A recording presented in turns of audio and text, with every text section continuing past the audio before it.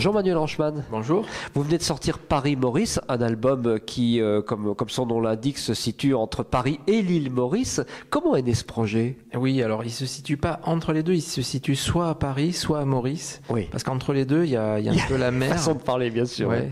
Bon, pour éviter de faire un crash, ou en Afrique aussi, on survole l'Éthiopie, le Soudan, l'Égypte pour aller à Maurice. Alors du coup, il y a quand même une certaine distance, comme vous venez de le démontrer. Comment naît un projet comme celui-là? C'est un peu long, effectivement. Le vol est long. Et je me suis demandé récemment si on pouvait pas mettre un piano dans l'avion et faire des concerts dans les avions.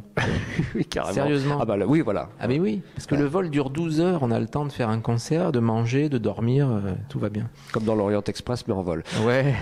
Et donc c'est né en fait grâce à une personne qui s'appelle Amanda Mouelik, qui dirige l'Institut français de Maurice et qui m'a fait venir il y a 2 ans à Maurice, qui m'a téléphoné en me disant voilà, on a Lynn Lemart, que tout le monde connaît. Lynn Lemart, c'est un bassiste extraordinaire qui est ici à Paris et qui est mauricien et qui était donc là-bas à Maurice, et on a organisé un concert autour de Linley et moi, et Linley avait choisi des musiciens mauriciens.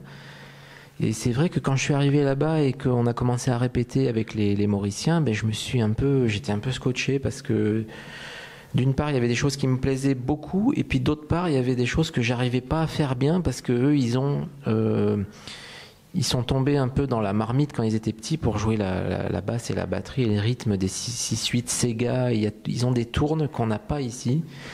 Et j'étais vert, quoi. Je dis, mais bon, attendez les gars, vous êtes sûrs qu'il y a 4 temps là dans la mesure et tout? Bon, et puis finalement, voilà, la mayonnaise a pris, quoi. Et puis quand je suis rentré en France, je me suis dit, mais ces musiciens-là, d'abord là-bas, c'est très dur pour eux. Il y a que les hôtels, en gros, pour jouer à Maurice.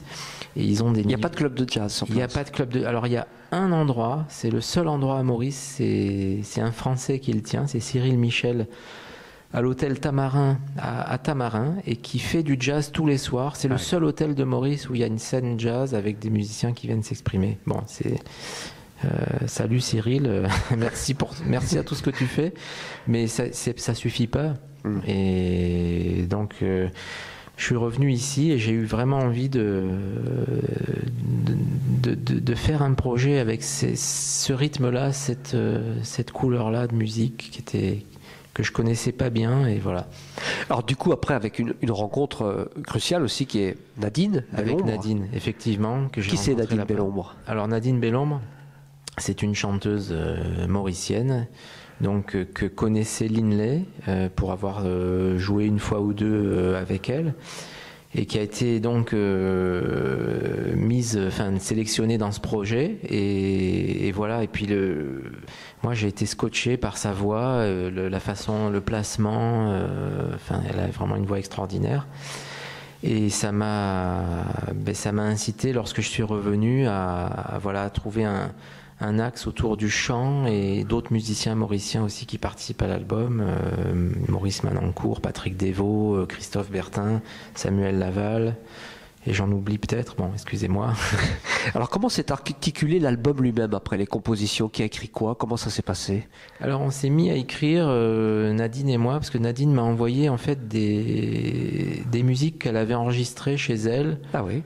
Et elle savait pas trop, il y avait des paroles, mais il y avait 2-3 idées musicales, mélodiques. Et donc j'ai réarrangé, disons, à ma sauce un peu ces morceaux. Et pareillement, moi je lui ai adressé des thèmes que j'avais écrits et sur lesquels elle a écrit des paroles.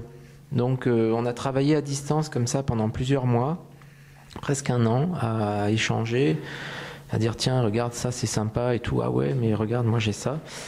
Et puis au bout d'un moment, on s'est aperçu qu'on avait un répertoire quasiment d'albums, de concerts. Alors on a été amené à retourner, enfin moi j'ai été amené à retourner à Maurice entre-temps. J'ai fait un concert donc avec les musiciens. On a enregistré donc l'album.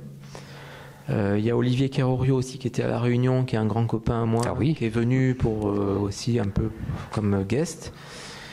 Et voilà, c'est une histoire humaine, une histoire musicale, une histoire c'est vraiment du feeling Une belle rencontre, un beau disque à l'arrivée. Mais alors, vous n'avez pas choisi la solution de simplicité, effectivement, parce que Nadine Bellombre, elle habite là-bas, j'imagine. Oui. Vous êtes à Paris. Alors, comment vous faites pour tourner là, quand vous avez des concerts? Oui, c'est pas facile. Et à chaque fois, il y a un billet d'avion à prévoir. Il faudrait qu'on se... D'ailleurs, j'en profite, je lance un appel aux sponsors, soit Air Mauritius, soit Air France, mais si vous voulez nous aider. Non, mais vous avez raison, le mieux, ce sera encore de jouer pendant les vols. Hein. Ça résoudrait tout. Les concerts dans les avions, maintenant Alors, il n'y a pas les A380 sur cette ligne-là, mais dans les gros avions, déjà, il y a de la place, on peut mettre un piano. Alors, paraît-il qu'il faut bien l'arrimer, parce que s'il y a un petit trou d'air, il ne faut pas que le piano aille... Vous nous faites rêver, en tout cas. Un bel album. On va rappeler le titre et le label sur lequel il est sorti. Donc, c'est sorti sur le label Berlioz Productions. Et c'est Paris Maurice. Voilà. Merci beaucoup, Manuel Angeman.